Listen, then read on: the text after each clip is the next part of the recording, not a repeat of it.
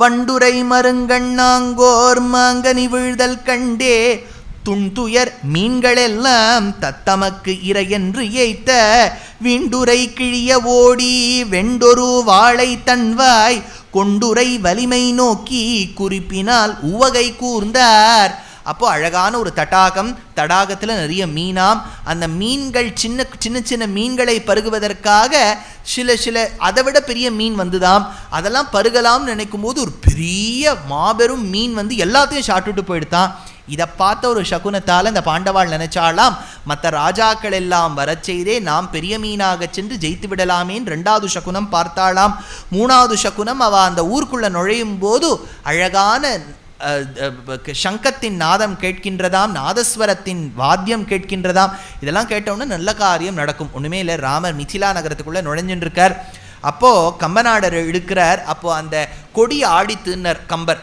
அந்த ஊரில் ஒரு கொடி போட மாட்டாள், அது ஆடித்தான். அந்த கொடி எப்படி ஆடித்துன்னர் ராமரை பார்த்து சொல்லித்தான், ஒல்லைவா என்று அழைப்பது போன்றதம்மா, நீ உள்ளே வந்து உன்னுடைய பொருள் ஒன்று இருக்குது அதை எடுத்துன்னு போகிறாமான்னு சொல்கிற மாதிரி ஆடித்துன்னர் கம்பர். இதே சிலப்பதிகாரத்தில் இளங்கோவடிகள் வந்து தன் பத்னியின் சிலம்பை விற்கச் சென்றான் கோவலன் மதுரை பட்டினத்துக்கு. மதுராப்பட்டினத்துக்குள்ளே காலை வைக்கிறானாம். அப்போ இளங்கோவடிகள் சாதிக்கிறார், கொடி எப்படி ஆடித்தினர், வேண்டாம் நீ வராதே வேண்டாம் நீ வராதேன்னு ஆடித்தினர். கொடி இப்படிலாம் ஆடுமான்னு கேட்டால் அது கவிஞர்களின் கவி ஏற்றம். அவள் சொல்கிறாப்புல ஆடுறாப்புல இருக்குது. இப்போ நீங்கள் இதெல்லாம் பார்த்துட்டு உபன்யாசத்துக்கு வரணும் வரக்கூடாதுங்கெல்லாம் தீர்மானம் பண்ணாதீங்க. இப்போ யாரோ ரோட்டில் இப்படி சொன்னால் அவரே வேண்டான்னு சொல்லிட்டார், போகாதீங்கன்னு சொல்லிட்டார். அது அந்த காலத்தை அப்படிலாம் வச்சுட்டுருக்கா. இப்போது அந்த அழகான சபையாம், அந்த சபையில் திரௌபதி ஒரு பக்கம் நின்றுருக்காளாம், யாரெல்லாம் வந்திருக்கான்னு பார்க்கறதுக்காக. அப்போ இன்னொரு பக்கம் பஞ்சபாண்டவாள் நுழையிறாளாம். அதை பாரத சம்பூவில் அன்னமபட்டர் எடுத்து சொல்கிறார்.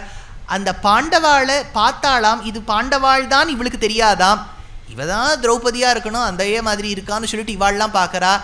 இவா பார்க்குறா, இவா சிரிக்கிறா, இவாளை பார்த்துட்டு அவள் சிரிக்கிறாளாம். இவளுடைய பல்லும் முத்து முத்தாக இருக்கான், அவா பல்லும் முத்து முத்தாக இருக்கான். அந்த பக்கம் ஒரு முத்து வரிசை பல்லு சிரிக்கிறதான், இந்த பக்கம் ஒரு முத்து வரிசை பல்லு சிரிக்கிறதான். இந்த 2 முத்து பல்வரிசையும் சேர்ந்து ஒரு முத்தை பெத்தெடுத்து கொடுத்தான். அதை எங்கே வச்சுக்கிறதுன்னு தெரியலையா திரௌபதிக்கு. முல்லாக்கா கீழே தொங்க போட்டுவிட்டாளாம். இப்போ இந்த வாய்க்கும் அந்த வாய்க்கும் நடுவில் தானே முல்லாக்கு இருக்குது. அதனால் அவள் சிரித்த போதே ஒரு முத்து பிறந்துடுத்துன்னார். அதிநாசிக சிகரமாலிகிதம் நவமௌக்திகம் நரபேத துருஹிதுஹு சுஷுபே முகாம்புருஹ மத்தியச்சரிதஸ்மிதம் ஹம்சிக ஜனித மண்டமிவ. அப்போ தான் திரௌபதி அலங்காரம் பண்ண ஸ்திரீகள் வந்து பார்த்தாளாம், இவளுக்கு இடுப்பு இல்லையோ இருக்கோ என்று சந்தேகப்பட்டாளாம். அதே சமயத்தில் அவ பண்ண வந்தவா அலங்கார ஸ்திரீகளுடைய வஸ்திரங்களின் நிறமெல்லாம் இவ சாத்தின் இருக்க ஒட்டியானத்தின் ரத்னங்களில் பிரதிபிம்பிக்க. அப்போ அந்த கவி சொன்னார், இவள் தானும் ஒழித்து கொண்டாளோ அந்த வஸ்திரங்களையெல்லாம், பின்பு வஸ்திராபகரணம் ஏற்படும் போது சமயத்துக்கு கையாகுமே என்பதற்காகன்னு சொன்னாராம். இப்போ திரௌபதி நினச்சி பார்க்குறா, நான் அக்னி குண்டத்திலிருந்து தோன்றினேன், என் பிதா துருபத மகாராஜாவுக்காக தோன்றினேன், எனக்கு உள்ளுக்குள்ள ஆசை அர்ஜுனனை கல்யாணம் பண்ணிக்கணும்னு. ஆனால் இந்த சபையில் எங்கே சுற்றி பார்த்தாலும் அர்ஜுனனை காணோமே, அர்ஜுனன் இல்லாத வாழ்க்கை என்னால் நினச்சி பார்க்க முடியாதே, நான் வந்த இடத்துக்கே சென்று விடுவதான்னு கேட்டாளாம். வந்த இடம் அக்னி, அக்னிக்கே நான் திரும்பி போயிடலாமான்னு நினச்சி பார்த்தாளாம். அந்த சமயத்தில் என்ன அழகாக சொல்கிறார் அன்னமபட்டர்,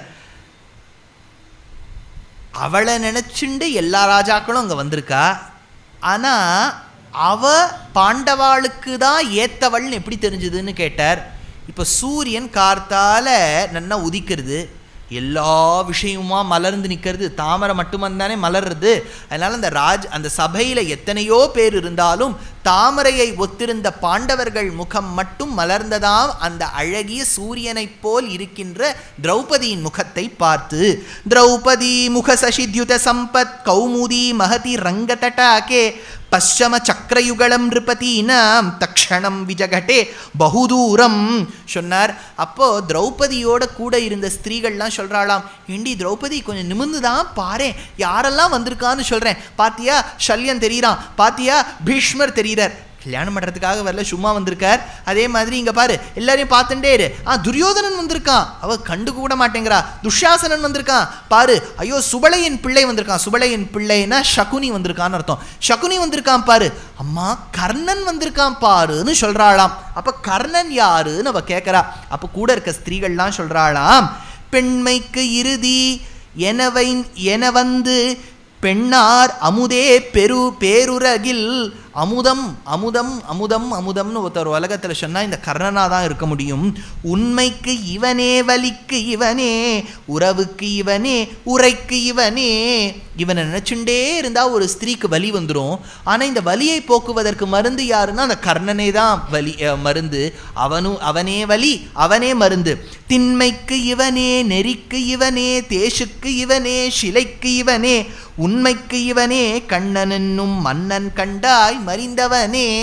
இவன் தான் உலகத்தில் கொடை வள்ளல்னு சொல்லலாம். அப்பேற்பட்ட சாமர்த்தியத்தோடு குணபராக்கிரமங்களோடு கூடியவனாம் இவன் அப்படின்னு சொல்லி முடிக்கிறா அந்த ஸ்திரீ. அடுத்தது வேற யாரெல்லாம் வந்திருக்கான்னு கேட்க போது அவ சொல்றாளாம், அங்க கிருஷ்ணர் வந்திருக்காருன்னு. இந்த குறிஷில் எது குலத்துக்கு எல்லாம் திலகம் என்னுமாறு வந்து உற்பவித்து பொதுவருடன் வளரும் கள்ளமாயன் முந்த கஞ்சன் மாமன் உயிர் முடித்தான் இவர்க்கு உலகில் உவாதி அந்த புறத்தில்லாரமம் அந்த புறத்தில்லாரம். ஒரு நாள் அன்னைக்கு கம்சனான தன் மாமாவை அதர்ம காரியம் செய்கின்றானே என்பதற்காக கொன்று முடித்த வள்ளல், குன்ற குடையாய் எடுத்தவன், அன்று கோபஸ்திரீகளோடு ராசலீலை புரிந்தவன், அழகிய வெண்ணெய் திருடினவன், இன்னைக்கு துவாரகாக்கு அதிபதி துவாரகாதீசன் கண்ணனும் வந்திருக்கான்னு சொன்னோன்னு திரௌபதி முதல் கணமாய் கிருஷ்ணரை திரும்பி பார்க்கறாளாம். அந்த கிருஷ்ணரை பார்த்தபோதே தெரிஞ்சு கொடுத்தான், இனிமே வாழ்க்கையில் நம் சரீரத்தில் தங்கும் வரை இறுதியாய் உறுதியாய் இருக்கின்ற ஒரே ஒரு ஆத்மசமசகா இவன்தான் என்று தெரிந்து கொண்டாளாம். இதை சொல்லி முடிச்ச உடனே பலராமர் பக்கத்தில் கிருஷ்ணர் இருக்கார். பாண்டவாள் அந்தணர்கள் ரூபத்தில் வந்து ஓரமாக பிராமண வேஷத்தில் வந்து நிற்கிறா. கிருஷ்ணர் பார்க்குறார். இப்போவுமே தெரிஞ்சவா யாராவது 1000 பேர் கல்யாணத்தில் வரான்னு வச்சுக்கோங்களேன், இப்படிலாம் கேட்பா. ஏன்னா ஓரக்க கத்தினா எல்லாரும் திரும்பி பார்த்துருவான்னு. இப்போ கிருஷ்ணரும் பார்க்குறார். பாண்டவாளை பார்த்தோன்னே பாண்டவாள் கண்டுபிடிச்சு விட்டா. ஓஹோ, கிருஷ்ணர் பார்த்தியா சாமர்த்தியமாக நம்ம கண்டுபிடிச்சு விட்டார் அப்படின்லாம் இவள்லாம் சொல்கிறா. அப்போ சொல்லும்போது இந்த கிருஷ்ணர் வந்து பலராமரை பார்த்து சொல்கிறார், அண்ணா அங்கே கீழே பாரு. எங்கடா பார்க்குறது? அங்கே 5 பேர் நின்றுருக்கா. ஆமாம் 5 பேர் நின்றுருக்கா. பாண்டவாள் மாதிரி இல்லை. ஐயோ பாண்டவாளை பற்றி சொல்லாதடா, அவள் போயிட்டா. அதை நினச்சாலே போலன்னா அவளை நின்னா பார். முதல்ல ஒருத்தன் நின்றுருக்கான் பார் பணிவோட, அவன் தான் தர்மராஜா. தெரியறதா? அப்படியா? பக்கத்தில் பலசாலியாக ஒருத்தன் நின்றுருக்கான் பாரு, அவன் தான் பீமன். அங்கே இன்னொருத்தனை தெரியறதா? நம்மவன் அர்ஜுனன். பக்கத்தில் 2 பேர் நின்றுருக்காளே, நகுல சகதேவாள். தெரியறதான்னு கேட்டாராம்.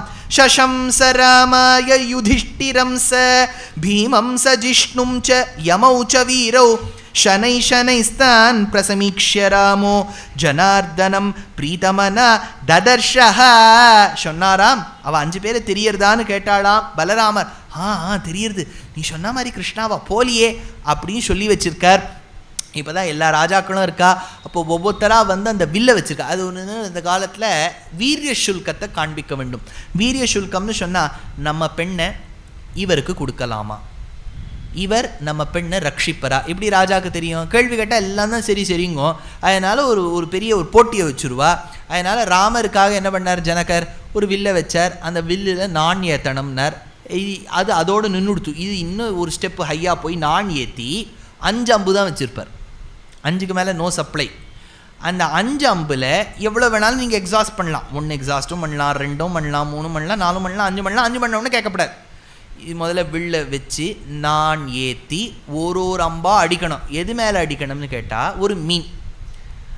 அந்த மீன் வந்து 3D மீன். அது மேலே ஒரு சீலிங்கில் சுற்றின்னு இருக்கிற சீலிங்கில் அட்டாச் ஆகிருக்கும். அந்த அட்டாச் ஆன மீனுடைய ரிஃப்ளெக்ஷன் பிம்பம் வந்து ஜலத்தில் படும். ஜலத்தை பார்த்துட்டு அம்பை வந்து மேல் பக்கமாக அடிக்கணும். அதுலேயும் அந்த மீனில் அடிக்கப்படாது, மீனுடைய கண்ணில் அடிக்கணும். நான் கல்யாணமே வேண்டான்னு சொல்லிவிடுவேன். இப்படிலாம் பண்ணியா ஒரு பெண்ணை கல்யாணம் பண்ணிக்கணும்? மீன் அடி கண்ணடின்னு உட்காந்துட்டு. ஆனால் அதுக்கும் அந்த காலத்தில் மனுஷாலாம் இருந்திருக்கா பாருங்க.